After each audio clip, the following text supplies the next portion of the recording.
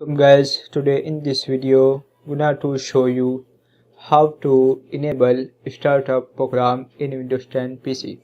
So guys, if you want to enable startup programs in Windows 10 PC, it's very easy. Firstly, control key plus shift key plus ESC key tab, that is,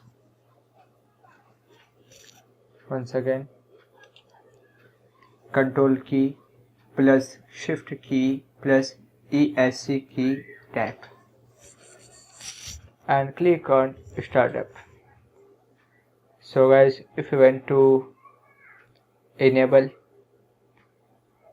here program, so select it after click on enable.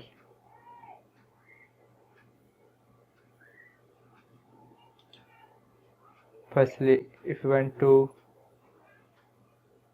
enable Opera browser assistance, so select it after click on enable. That is. So this is very simple and easy method if you want to enable startup program in Windows 10 PC. Thank you for watching this video. Please subscribe to my channel for latest update.